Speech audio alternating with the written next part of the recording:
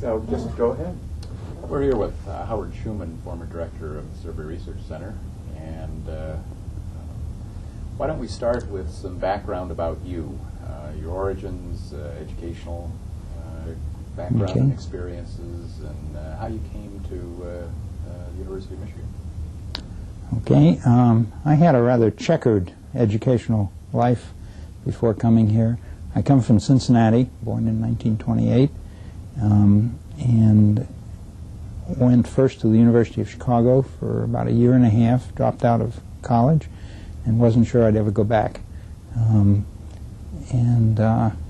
I finally did go to Antioch College, where I graduated, majored in philosophy, actually, and psychology to some extent. Antioch has a work-study program, and that got me more into psychology. And then after Antioch, I was out of school for 3 years, 2 in the Army, where I ended up being a kind of junior clinical psychologist, and getting a degree at night at Trinity University in psychology. At that point, I wasn't sure what I was going to do, but I applied to a couple places, ended up at Harvard in psychology originally, but after being there for a few months, it was an interdisciplinary program called the Department of Social Relations, and it consisted of clinical psychology, social psychology, sociology, and anthropology. One of the creations of the post-war social science rise, and I shifted to sociology. I hadn't had any background, but I remember Talcott Parsons saying to me, "It's just as well. I won't have to have you unlearn anything. Come in fresh and I'll teach you what you need." So I graduated from there in 1961, stayed for 3 years as part of a cross-national project that with Alex Inklis, sociologist. And of the 3 years, I spent half the time, about a year and a half, in what was then East Pakistan, now Bangladesh, doing a study of industrial workers who had migrated from the rural areas, and we were interested in the effects of factory experience, urban life, on people who had a very rural background. In fact, I chose East Pakistan because at the time of the partition of India, East Pakistan had been, what it was East Bengal, had been the hinterland for Calcutta, and partition closed off that. So rural areas had nothing except agriculture. It's a very densely populated, very poor area, and so there was some industry created almost overnight. Jute, textiles, a few other kinds of factories, and so they had to create a workforce from rural people, and so it was an interesting place to study from that standpoint. Toward the end of my time there, I got a message from people in sociology at the University of Michigan asking if I wanted to come. I was too far away to be interviewed, fortunately, so they just offered me a job. In those days, the market was such that there was a big increase in social science generally, and in the universities expanding, and so they took people sight unseen. And I came here to, at my own choice, to become director of the Detroit Area Study, which is within the sociology department. I did not come to ISR originally. I knew very little about it. They knew nothing about me. And for the first 3 years that I was at Michigan, I had virtually no contact with ISR. The only contact was the Detroit Area Study makes some use of the technical sections, so I would see Irene Hess and Leslie Kish for sampling advice and at that level, but otherwise no involvement at all. In 1960, I was beginning a study of racial attitudes through the Detroit Area Study when large-scale riots broke out in 1967, and including Detroit, one of the major ones. And Angus Campbell, director of SRC at that point, I'm not quite sure how this came about, but was asked by the National Advisory Commission on Civil Disorders, with Ford Foundation backing, to carry out some sort of a study. They didn't really know what they wanted, but they were doing whatever they could to understand what was happening in the United States. And I remember Mayor Lindsay, who was, I think, the second in command on the Kerner Commission, saying every good commission does a survey. So they didn't know what it was, but they invited SRC to do it, and Angus wanted to. He didn't have special interests or background in race relations. He knew I did, and I was already doing a study through DAS, so he asked me to come in and take part in it, and basically that's how I came to SRC, as a faculty associate, not as a regular primary research staff member. And with him, we carried out what came to be called the 15-city study of racial attitudes, whites and blacks, in 15 cities.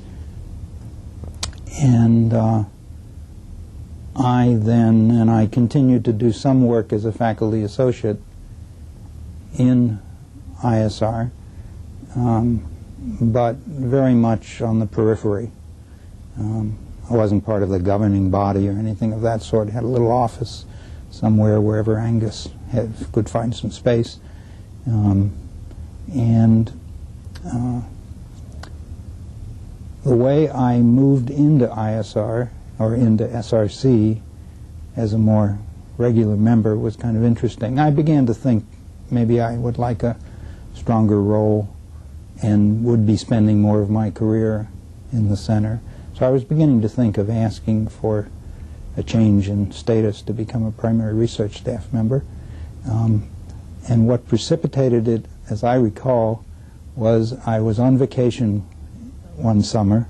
Must have been, let's see, I think it was 1974.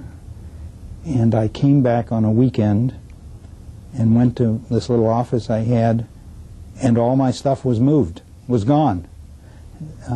What had happened, and I couldn't find anything over the weekend, Saturday and Sunday. What had happened was that, for whatever reason, the center had decided that somebody else needed that space, and since I was just a faculty associate, which, as you know, is a non-direct member, they just stored my books and papers and so forth somewhere. And I thought I really didn't like that. And so I applied to become what turned out to be a research scientist, program director. And that was precipitating it, though. I had an interest in doing it more generally. And that's really when I began to be a part of SRC in other than a very peripheral way.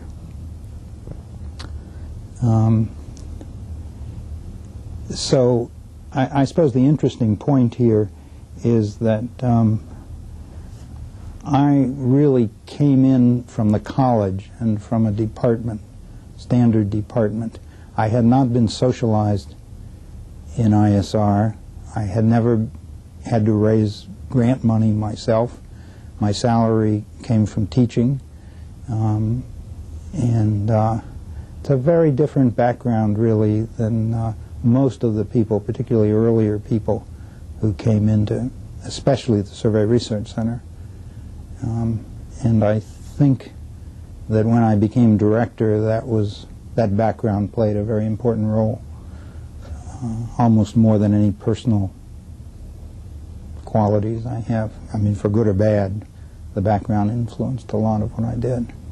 Well, there was a big generational change in the yes. late 70s, early 80s, with the founding generation beginning to retire or actually retiring. So. Right. The previous directors after Angus, I believe, Bob Kahn, and then Steve Withy preceded me. Right.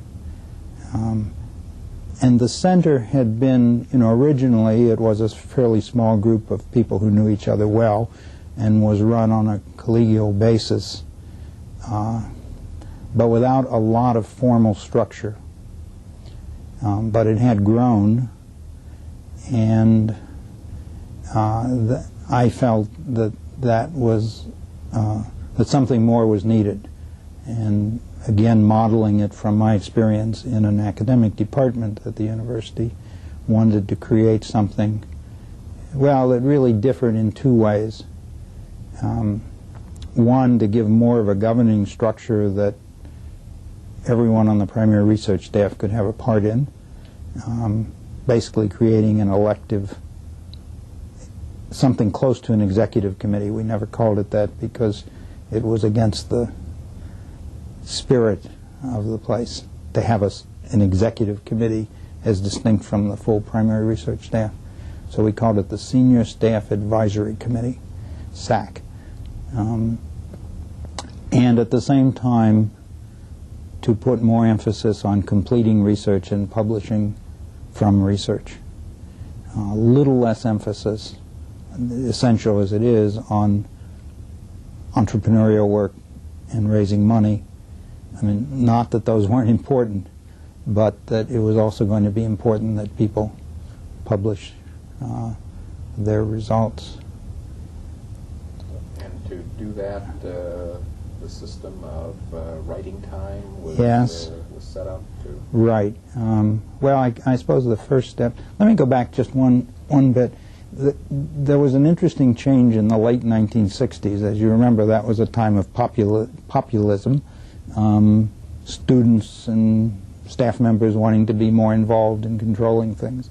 So SRC responded to that actually by setting up, I don't know whether it was called an executive committee, some sort of committee that was supposedly governing the center. And anyone could be elected to it, as I recall, from the entire SRC staff. And I served on that for a couple of years. But it was a case where what looked like democracy actually was not democracy, in my view. By creating a committee that didn't represent the people who were primarily raising the money and directing the research, it created a body that was really bypassed for most important things, and the major decisions were being made informally by the director and people he knew. So it was an interesting case at the end of the 60s to create what looks like a more democratic framework, but in fact was less so in some ways. So when we created the Senior Staff Advisory Committee, SAC, it was initially limited to the primary research staff, although later I tried to expand it and include, and Jim House has done even more of that, the major people in the technical sections. But because of that change in structure, it really did make policy decisions to a considerable extent, although we always went back to the full staff for a really important decision. Now, you asked about writing time, and probably the other major change was to put more emphasis on people's scholarly production. And that showed up with promotions, with salary evaluations, doing a much more standard salary. I think that previously the director had pretty much made decisions on the basis of salary, and they hadn't been linked very closely to writing. Whereas we, not just me, but the Senior Staff Advisory Committee, created a system where everybody put in an annual report saying what they'd done, grant raising, program management, publications, professional contributions, and then the committee evaluated these, and salaries were really much more systematically changed each year. And that did change things a fair amount. Some people were hurt by it who had been long-term members but weren't particularly productive. Other people, some younger members, did better. But also as a way of facilitating this, we created we made several changes. One, scholarly writing, which it was an account each person had. They obtained a percentage of the indirect money. I forget exactly how it worked, but percentage of the grant money they had brought in could be put in a separate account, and they could then draw on that to do scholarly work without having to depend on grants.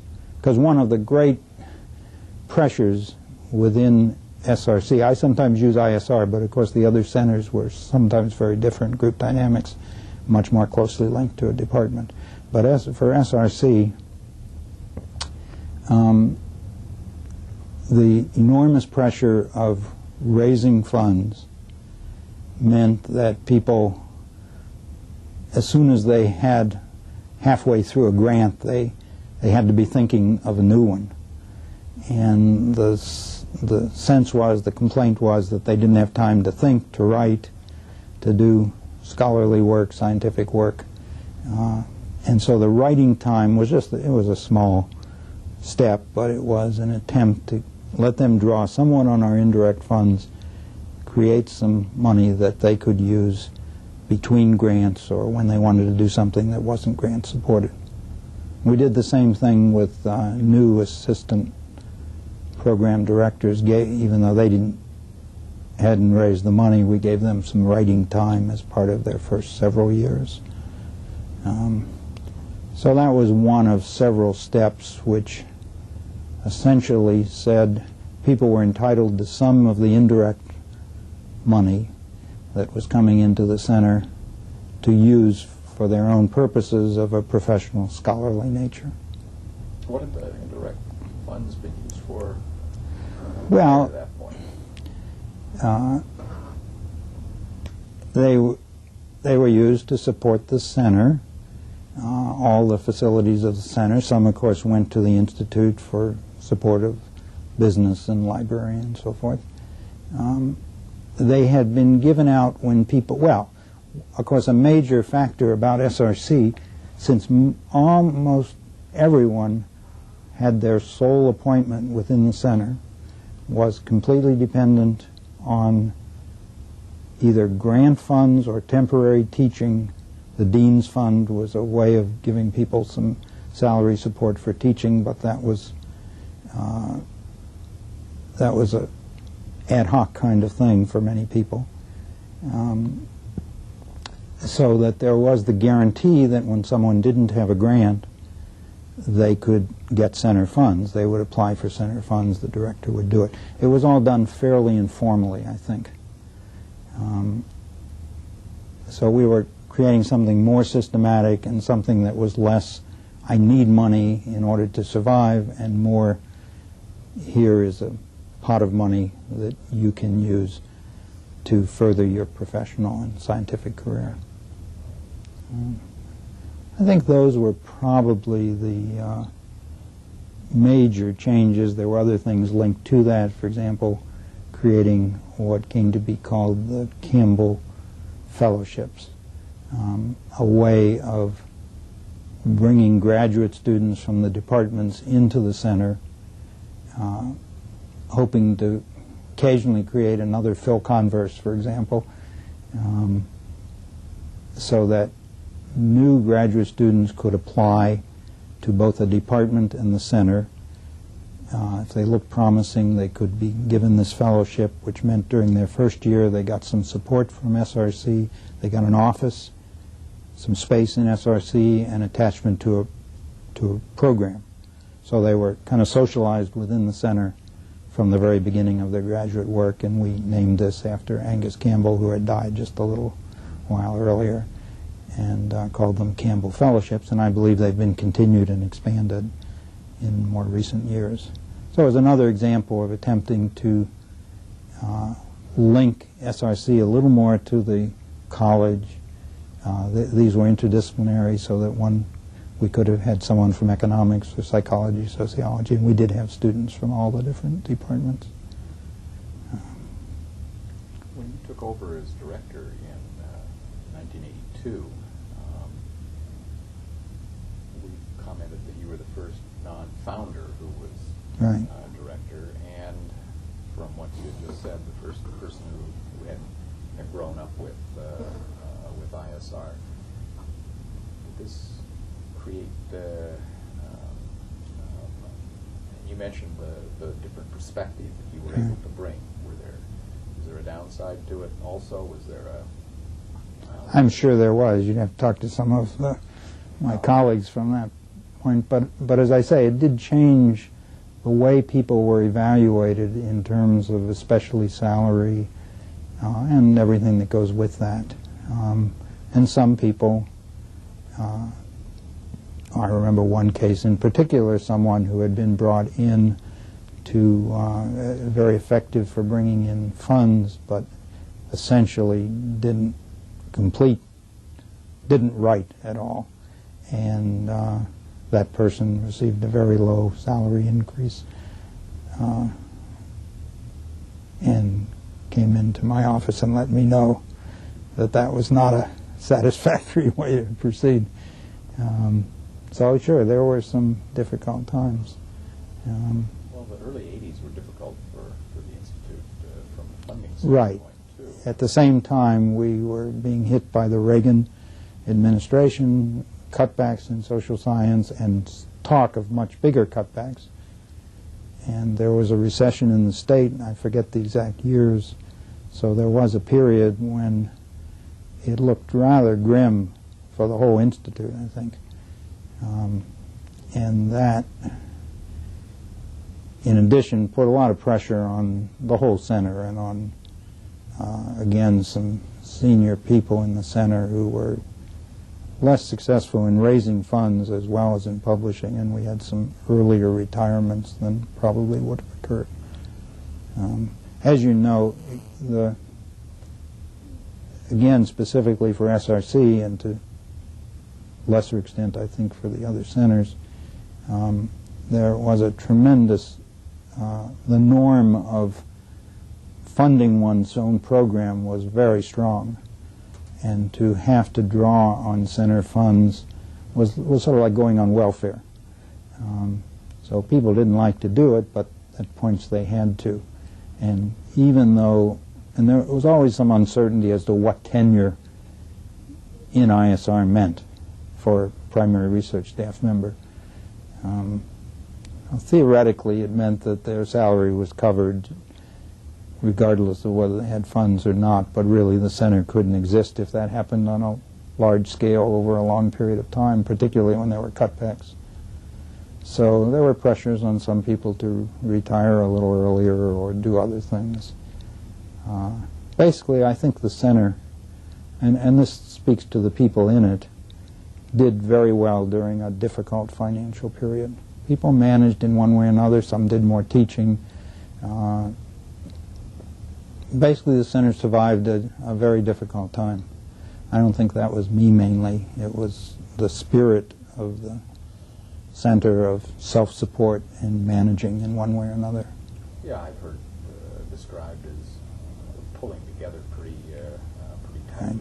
looking for funds in places that hadn't been tapped recently. Right. Big A lot of that. towards federal funding, and then it's Right, cut back. threatened cessation. Absolutely. Forced people to start looking in some other directions, including the private foundations. Yes, which had the disadvantage that indirect percentage was much smaller usually, but nevertheless provided support during a difficult time.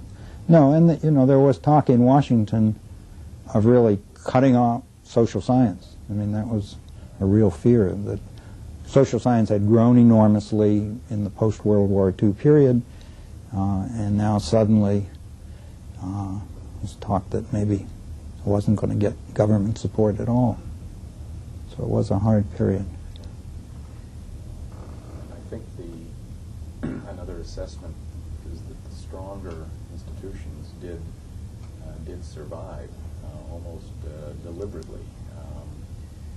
With funding, with the lower levels of funding targeted to some of what were called the gems of social science, Yeah. two of which, fortunately, were located at ISR. And, But when you say two, what are you referring to? internal study and Yeah. national elections. Right, study. right.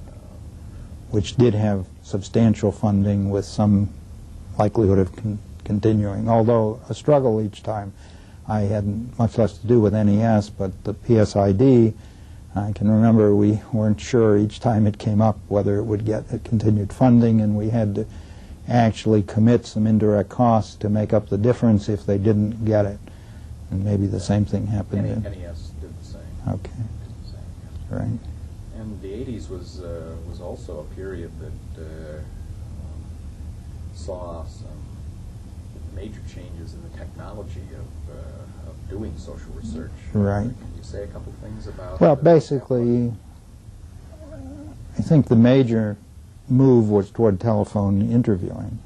Of course, the whole development of computing was an enormous change.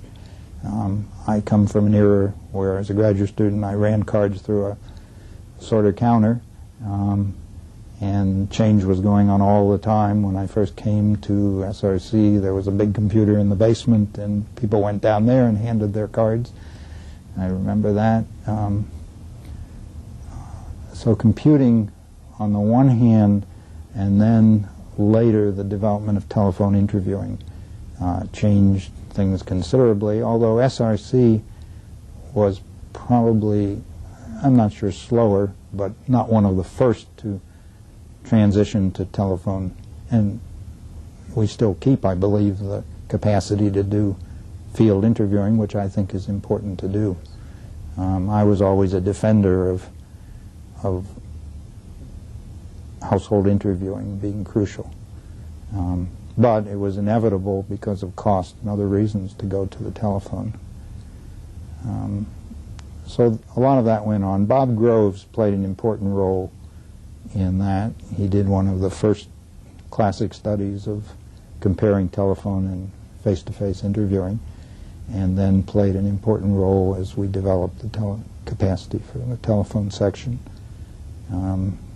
And toward the end of my term, he was very helpful in some reorganization of the sections. We tried to integrate the sections a little more than they had. They had each kind of developed in their own way. I think those are the major changes technologically. I don't recall others, though there may be. And there have been bigger changes since I left. Cappy Right, Cappy was just coming in at that point, and again a greater integration of our sections. And I suppose one thing we did do was to fight hard and get support from the other centers for our technical sections.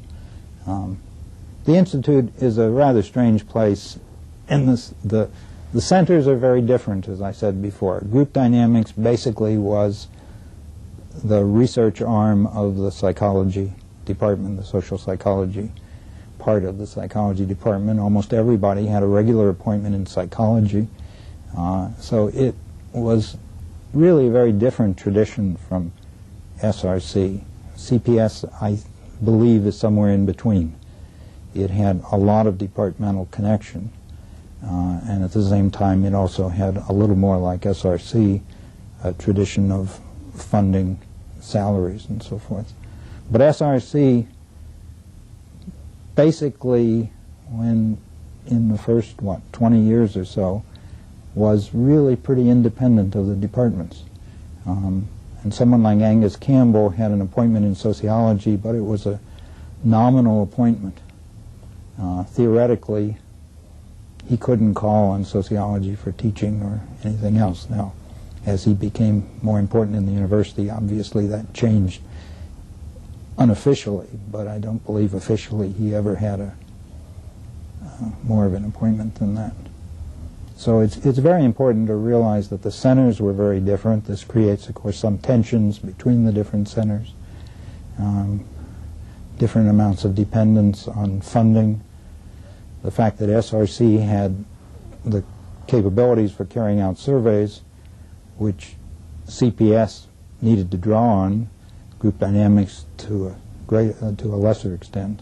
And so we had to work out ways of getting some support during the economically most difficult times, get the other centers to contribute some, which they did, but probably not enthusiastically. We're going to have to.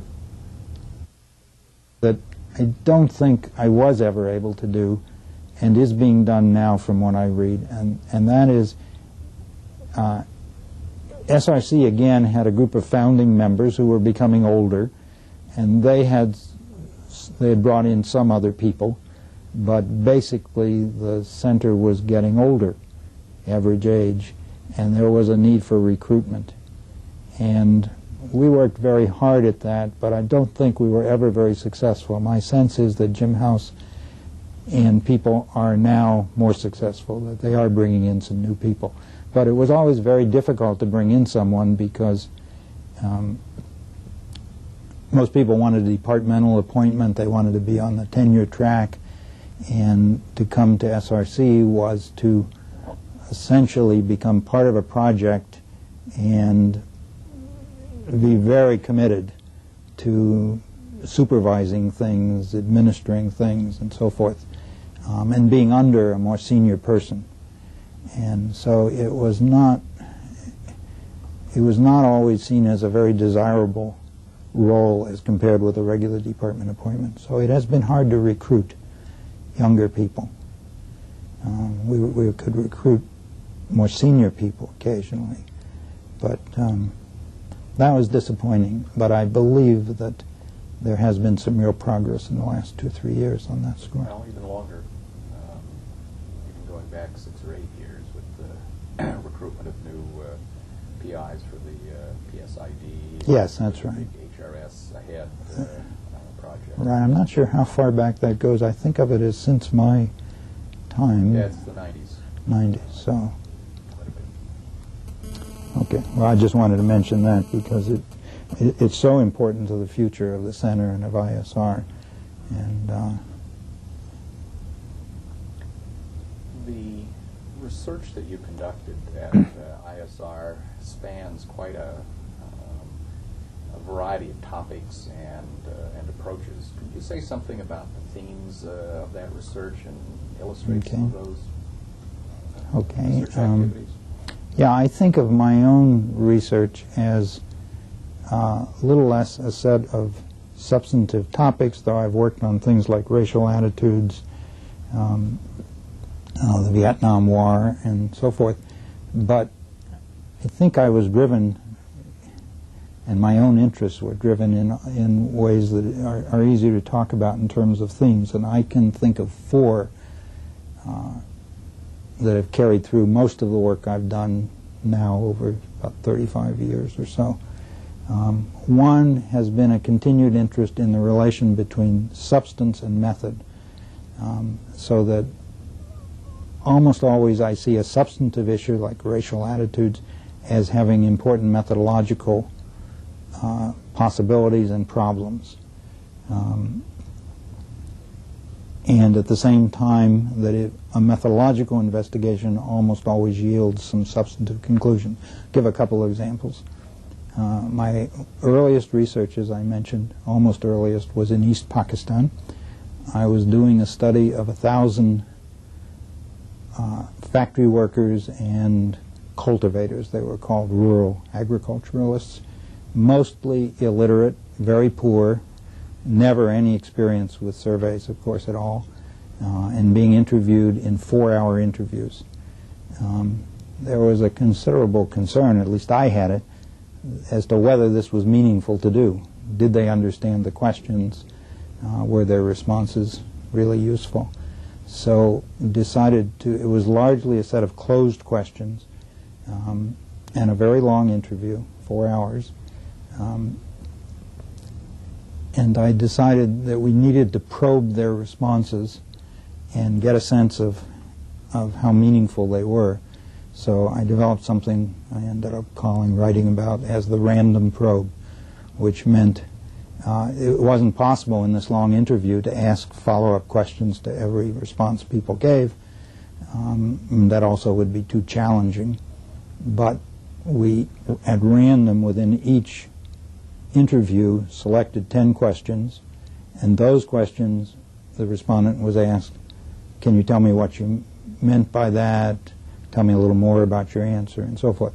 So for each interview, we had 10 responses that, on the one hand, could be used to find out if that person seemed to understand things generally, and then across all the interviews, we'd end up with, I think, 50 or so responses for each question that one could use to say whether the question was generally meaningful. So that's a case where starting with a substantive problem ended up really with a methodological development, which I've used subsequently and a few other people have as well. On the other side, when I started a methodological investigation of basically the question-answer process in surveys, one of the things I looked at with a colleague of mine, Stanley Presser, was measurement of intensity of feelings about responses and the extent to which attitudes were more or less central to people, and applied this to two important issues, one views on abortion and the other views on gun control, with the idea that we could tell that there were majorities in favor of more liberalized abortion and majorities in favor of greater gun control, but there was a very vociferous minority. And so we tried to weight the responses by intensity to see if we could account for how a minority could have much bigger effect than the majority in some cases. And this worked out very well for abortion. It turned out that that people who were opposed to abortion felt much more strongly about it, and this came out through different measures, and you could end up seeing that they would have more impact in the public arena than the majority who supported more liberalized abortion.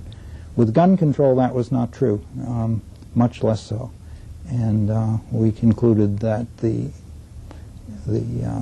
influence of the people opposed to, this was gun registration basically, registration of handguns especially, that came in other ways, probably from the wealth of the National Rifle Association and lobbying and so forth, that it didn't show up basically as a much stronger set of feelings on the part of those opposed. Well, anyway, that's an example of starting with a methodological problem. How do we measure intensity? What do we do with it? And trying to apply it to some social issues. So that's one theme. A second theme, or something that goes through most of my research, has been an interest in doing experiments within surveys. Surveys are great sample surveys for being able to generalize to the total population. They are less good for being able to decide what causes what, because what you get are a lot of correlations, and the causal direction is usually not clear. And so I have done a great many experiments where in some way we varied, to take a simple example, a question was asked in two forms or with two wordings or in two different contexts, and randomly within a larger sample, and then we can compare them, and it is really basically an experiment, much like can be done in laboratories, although can't be quite as rigorous as a laboratory experiment.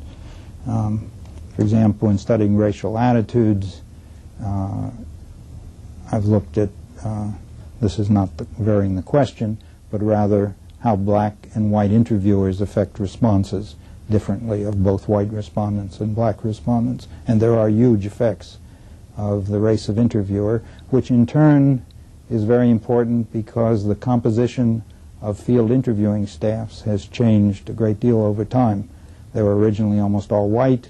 Many more black interviewers were employed, particularly in the late 60s and early 70s. It's actually changed somewhat back. The telephone again changes it because you're not dealing with face to face, but you're drawing on people to telephone, but it still is important because voice and other characteristics allow respondents to infer the race of the interviewer, and so there are quite powerful effects. That's probably enough of an example, but I have used experiments in many different ways and continue to use them. Almost what may seem like the opposite of that is a third theme through my own career has been an interest in what I call interpretive surveys, or if you use the jargon from social science these days, hermeneutic surveys. Basically an attempt to understand the larger world view of people who are giving these responses, usually to closed questions. And I have often used open-ended questions, as I did with a random probe, to try to understand an orientation that people have in responding which they may not fully grasp themselves. It's an attempt to kind of get to see the world as they see it, but to conceptualize it from a social science standpoint. So, for example, in studying racial attitudes in the 15 cities study, one of the things, and I've almost always done this by starting with a closed question where people are being asked to choose between two alternatives or maybe three alternatives, and then following that up with why do you say that, or why did you make that choice, hopefully in a non-threatening way, so that people tell us a little more about their thinking. Well, one of the things we discovered that was quite interesting in the 15-city study was that one usually thought of whites as explaining the disadvantages that blacks were suffering, either on the basis of blacks having lesser ability or on the basis of there being a lot of discrimination and prejudice. So one sort of the liberal view and the other the conservative view, if you want to think in those terms. In fact, we found that most people didn't do either of those. Most people would say things like, well, there's no real difference, but blacks don't work as hard. They don't try. They don't seem to be motivated. But it's not something that's innate or inherent. It's just a matter of they need to try more. Anyway, I ended up conceptualizing that as a belief in free will versus the kind of determinism that social scientists start from, thinking either that the disadvantage is due to discrimination or it's due to differences in ability or something else that's causal. That for the general population, it is really a belief that anyone who wants to can exert willpower and change their life. And of course that's often the way we bring up children. We tell them you have to try harder and so forth. But it's a different, at least for me, I understood something that wasn't clear from the choices of responses to closed questions. Sounds like a typically American response. Yes, it probably is. Has it done work in other countries to see if that holds across cultures? Or? I have not. That's an interesting possibility as to whether it would be less true in some very different cultures. I would guess, just from my experience in East Pakistan, that it would be different there, that there'd be much more sense of God has chosen people to be this way or that way. But, well, future research. Eric? Let me give one other example from that. In studying the Vietnam War, or attitudes toward the Vietnam War, a question that was used to measure trends in support or opposition to the war had been used a number of times, basically asked whether it was a mistake for the United States to send troops to Vietnam in the first place. And if you look at the trend over the 60s, basically the responses saying it was a mistake rose steadily over a long period of time, from 1965, basically when that war really took off, through the end of the 60s and early 70s. Opposition was clearly much greater. And the question we addressed was, what was the nature of the opposition? On campus here, if you were here at the time, were you here? I think. Then it was clear there was a real, not only opposition to the war, but it had a real moral quality to it. That is, the war was wrong. Didn't make any difference how it came out. It was a bad thing to do. You know, there were protests in the front of the library, and there were the teach-in. Home Michigan, of course, was one of the central places of opposition to the war.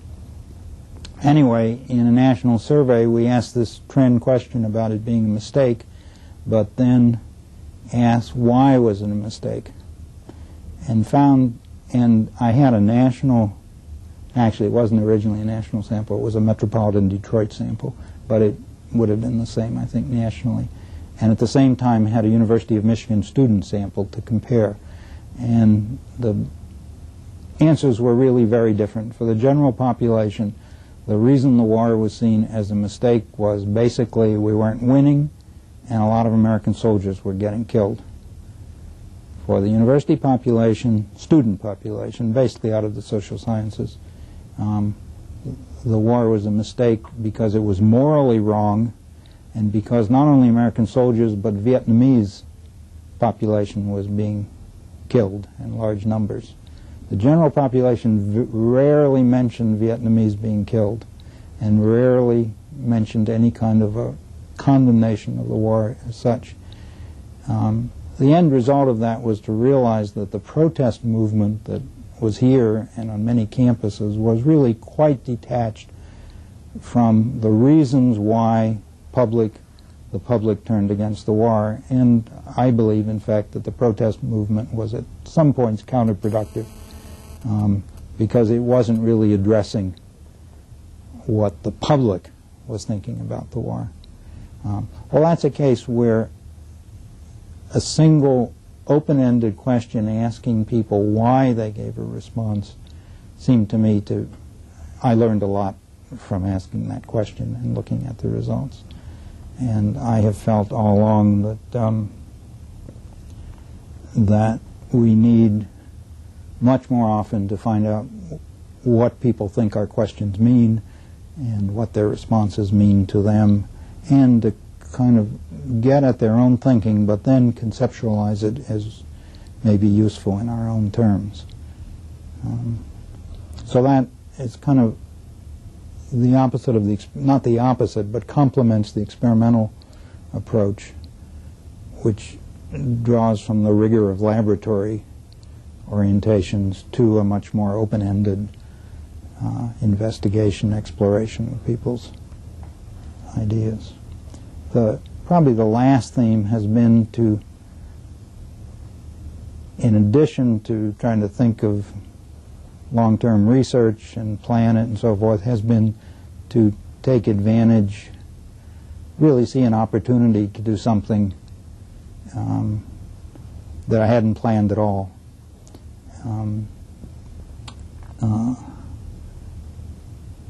In the case of the Vietnam War, I also did a study of the faculty. At the time, the campus seemed to be largely opposed to the war. A study of the faculty showed that there was more support for the war in the faculty than there was opposition. It also showed the degree to which the faculty is heterogeneous, that support was in engineering and dentistry and some of the professional schools and so forth, that the opposition was within the college mainly, and even within the college, within the humanities and social sciences, that there really was a wide range of views about the Vietnam War, and by no means a majority of the faculty who opposed the war at a time when Michigan and other campuses were seen as as mainly opposing the war. So that was just doing a kind of side study of the faculty. And one other example is that a few years ago, in 1990, I was asked to be on a commission to go to Nicaragua at the time of the election there. The Sandinistas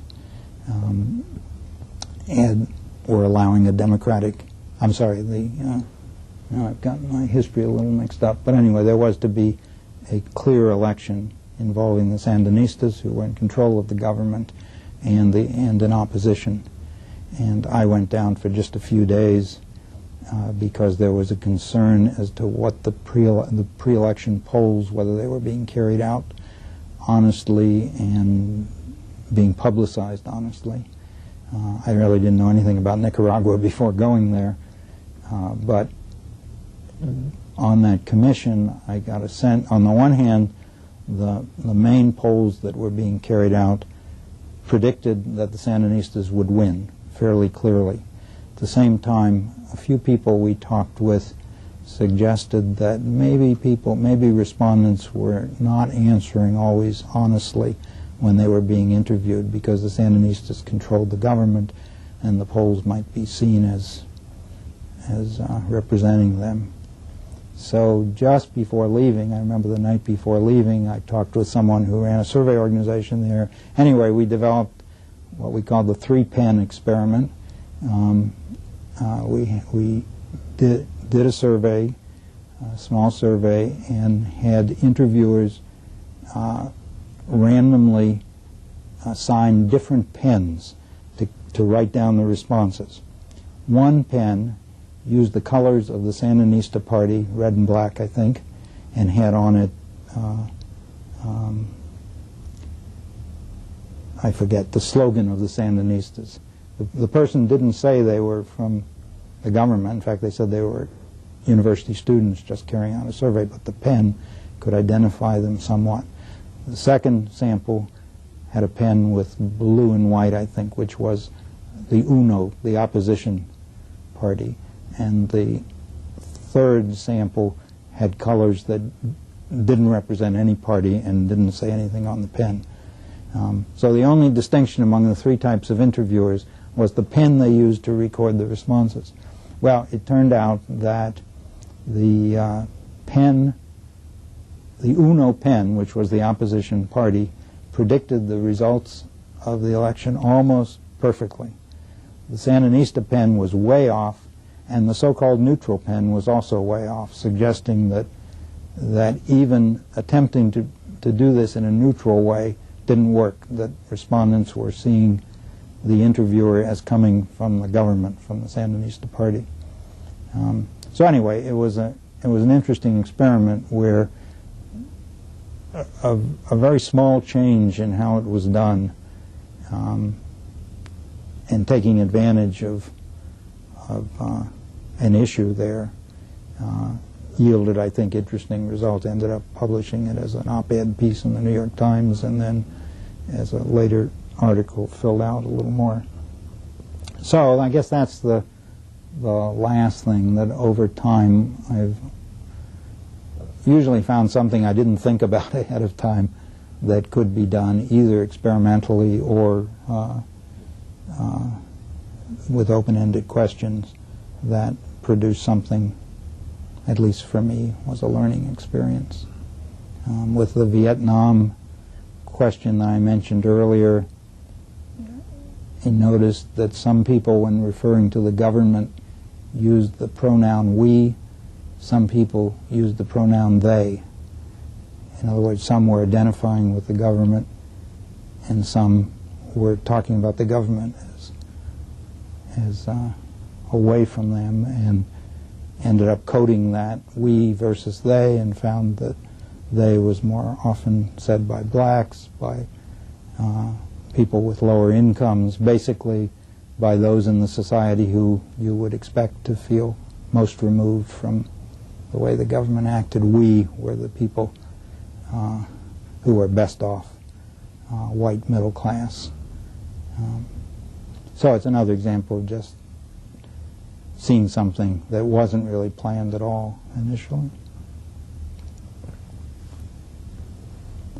In assessing what has made ISR so successful over the years, people have variously pointed to one or more of the following factors: ISR's interdisciplinary approach to social science research, the collaborative, consultative style of management that's often attributed to Rentz's Lickard, and entrepreneurial skill. What do you think about those? Are those the key factors? Are some of them not as important as others, and are there some that need to be added into the mix? Well, I think the entrepreneurial emphasis was very important from the beginning, that people did have to plan research and fund the research, and that's a very, very strong tradition. It's a norm, basically, which almost anyone who spends time in SRC, at least, and probably in ISR more generally, internalizes. And I know that there are other institutes elsewhere which have external support and where the people don't need to do that and have been much less successful in general. So I think that's crucial. The interdisciplinary factor is interesting. There was actually not a lot of interdisciplinary research. The centers ended up representing different disciplines: CPS, political science, group dynamics, social psychology.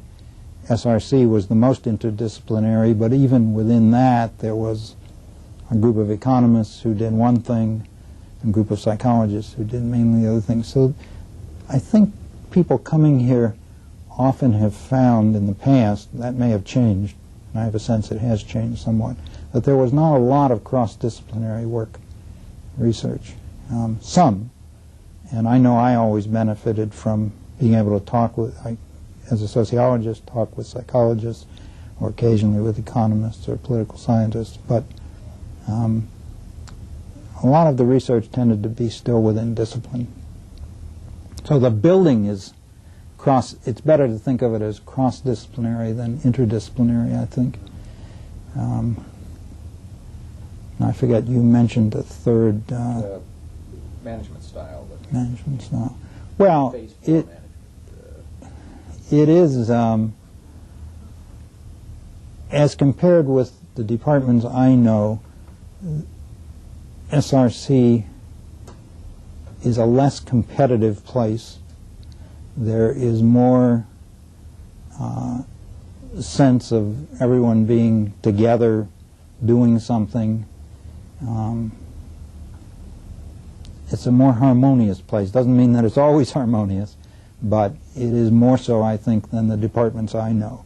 And that probably comes out of the original Lickard tradition. I wasn't really here when Lickard, he was director, I think, when I first came, but I didn't really know a lot about it. And as I say, I wasn't socialized here in my first university days. I think the ties to the departments are important, that it is not a completely separate research institution. Nor can, I think, suffered a bit. Yes, right. Very important. NORC, for example, became largely a service organization, and ISR always had people doing their own research, funding the research, and publishing from it, so that it is a research institute and not only a place that will carry out research for other people. And that's I think, quite crucial to its strength intellectually over the long run.